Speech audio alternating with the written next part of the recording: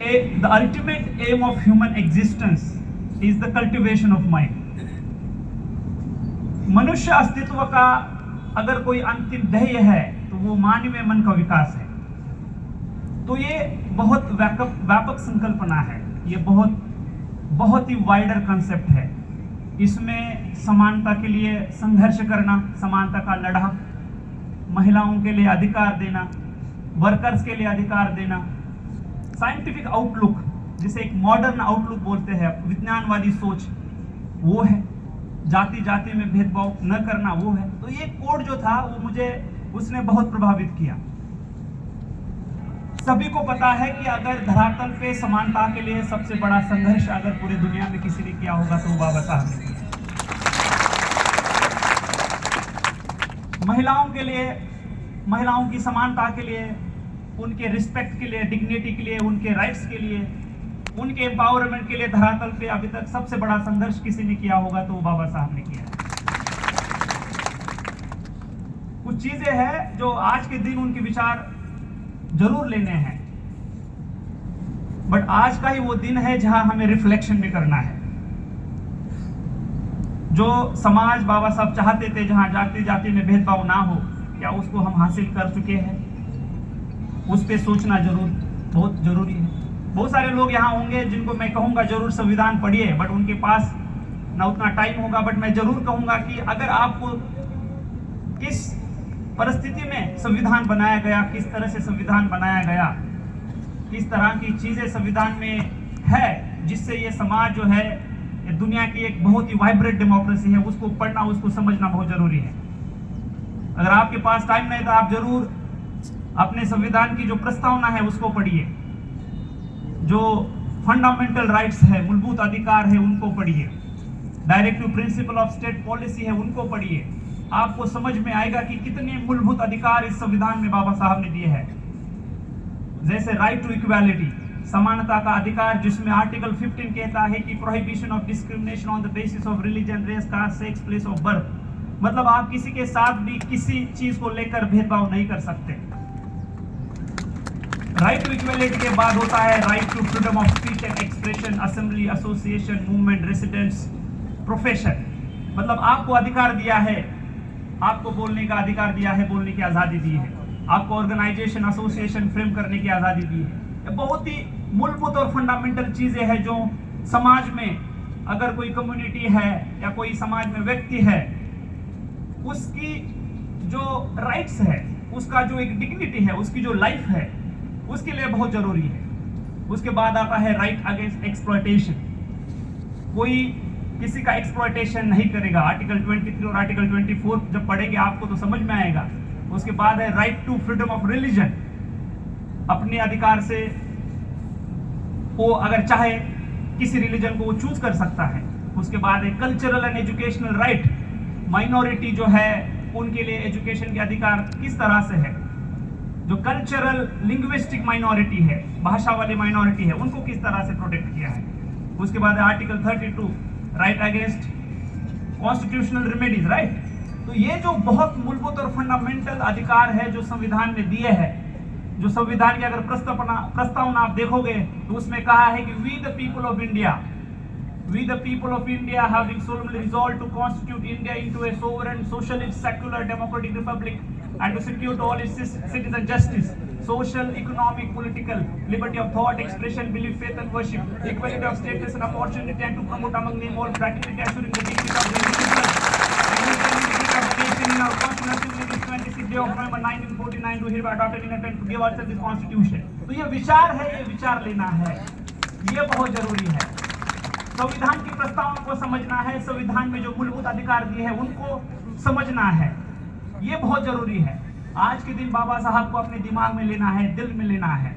ये बात आप भली बात समझिए, ये बहुत जरूरी है आने वाले समाज के लिए। बाबा साहब ने कहा एजुकेट, तो देखना है कि अपने समाज में कितने लोग हैं, गरीब है, किसी भी वो जाति या कम्युनिटी के हो सकते हैं, क्या एजुकेशन के बारे में क्या कदम उठाए जा रहे हैं। क्वालिटी एजुकेशन देने के लिए समाज किस तरह से साथ आता है, लोगों तक क्वालिटी एजुकेशन आप किस तरह से पहुंच सकते हैं। गवर्नमेंट में डिफरेंट स्कीम्स और पॉलिसीज लाई है, उसको अपन इफेक्टिवली लोगों तक कैसे पहुंचा सकते हैं। तो इसके बारे में जागरूक होना बहुत जरूरी है। जहां भी बात आती है बाबा साहब की, तो ये खेदजनक बात है कि अभी भी बाबा साहब को दलितों में रखा जाता है, बल्कि पता है कि बाबा साहब ने जितना काम दलितों के लिए किया है उससे कई गुना काम महिलाओं के लिए है, वर्कर्स के लिए किया है। जो कोलंबिया यूनिवर्सिटी है, वहां आप देखोगे तो कोलंबिया यूनिवर्सिटी में बाबा साहब का स्टैचू लगा है और वहां लिखा है द सिंबल ऑफ नॉलेज। बाबा साहब की जो एजुकेशन की डिग्रियां है, अगर आप पढ़ोगे तो आपका दिमाग पूरा चकरा जाएगा।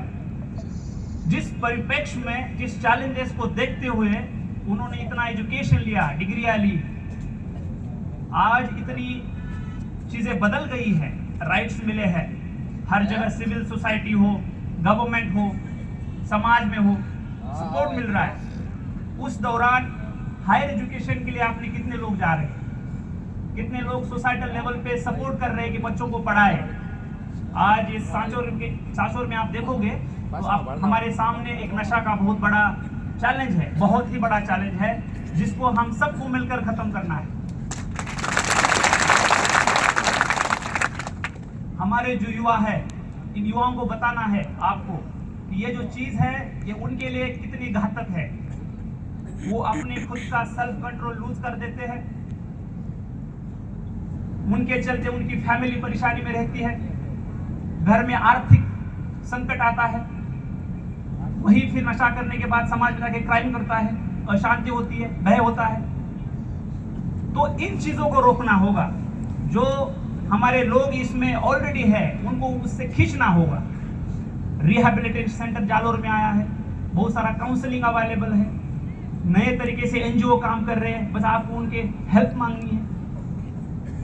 जो लोग इसमें जाने की संभावना है, जो 12th है, डिग्री है, उनको रोकना है, उनको पहले जागरूक करना है, उनको अवेयर करना है।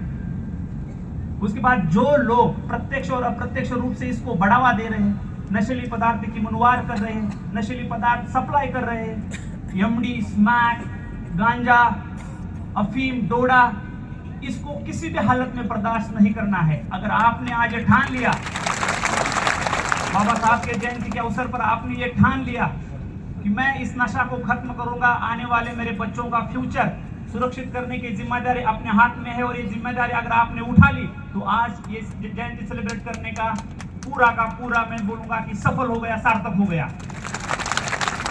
यहाँ आके घोषणा देके या सत्कार करके वापस बिल्कुल नहीं जाना है। यहाँ आने के बाद बाबा साहब के विचार जो है वो दिल में लेना है, दिमाग में लेना है। हमारे सामने क्या चैलेंजेस है उसको देखना है, उसको सुनना है, समझना है, और फिर उस चैलेंजेस को हम कैसे पार कर सकते हैं। इसलिए गवर्नमेंट के साथ, समाज के लोगों के साथ, सिविल सोसाइटी के साथ मिलकर उसके खिलाफ लड़ा देना है। मैं जब तक यहाँ हूँ तब तक पुलिस प्रशासन का पूरा सहयोग रहेगा। हर कोई चीज जो समाज में संकट पैदा कर रही है उसके खिलाफ लड़ने के लिए पुलिस यहाँ की सक्षम है। तो मैं आपका ज्यादा टाइम नहीं लेता हूँ, बाकी मान्यवर है उनको भी आपसे बात करनी है। बट आज के दिन जो बाबा साहब की जयंती है, उस अवसर पे मैं आप सबको कहूंगा कि बाबा साहब सबके हैं, किसी पर्टिकुलर जाति के या पर्टिकुलर कम्युनिटी के नहीं है। बाबा साहब पूरे देश के हैं, पूरे समाज के हैं। देश का कोई ऐसा घटक नहीं है जिसके प्रोग्रेस के लिए, जिसके डेवलपमेंट के लिए बाबा साहब ने कंट्रीब्यूशन ना दिया हो। और जो चैलेंजेस उन्होंने उस टाइम कही थी वो चैलेंजेस आज भी है। आज भी हम देख रहे हैं कि समाज में भेदभाव दिखता है, उसको हम कैसे खत्म करेंगे। तो बाबा साहब के विचार से हम उसको खत्म कर सकते हैं, संविधान से हम उसको खत्म कर सकते हैं। तो संविधान जो बाबा साहब ने हमें मूल्यवान जो दिया है उसको आप पढ़िए, उसको समझिए, उसकी वैल्यू से आपको पता चलेगा कितना बड़ा कंट्रीब्यूशन हम सब के लिए बाबा साहब ने दिया है। तो मैं अंतिमता यही कहूंगा कि यहाँ जितने लोग हैं जो आए हैं उनके लिए बहुत सारी ढेर शुभकामनाएं। आप जागरूक है, आपको वाकई में लगता है कि आज के दिन मिलकर यहाँ बाबा साहब की जो थॉट्स है, उनकी जो विचारधारा है, उनकी जो जर्नी है उसको आगे बढ़ाया जाए। जो हम हासिल ना कर सके उसके बारे में विचार मंथन किया जाए और उसको आगे कैसे हम बदलाव की तरफ ले जा सकते हैं, एक बेहतर सोसाइटी की तरफ ले जा सकते हैं, इसके लिए आप सभी जागरूक हैं। यहाँ जो मान्यवर है जो यहाँ आए और इनका हौसला बढ़ाने के लिए आए, उनका भी मैं तहे दिल से आभार प्रकट करता हूँ। और यहाँ आके मुझे गौरवान्वित किया और बाबा साहब के जयंती पर मुझे बोलने का मौका दिया, इसके लिए मैं आप सबका तहे दिल से आभार व्यक्त करता हूँ। Thank you so much. Thank you sir. दिल और दिमाग के अंदर बाबा साहेब को उतारिए, ऐसे विचार दिए। जब मान्यवर श्री कामले साहब आपने सांचौर के अंदर पधार करके जो सांचौर में मिसाल कायम करी है, उसके लिए सांचौर आपको सदैव याद रखेगा।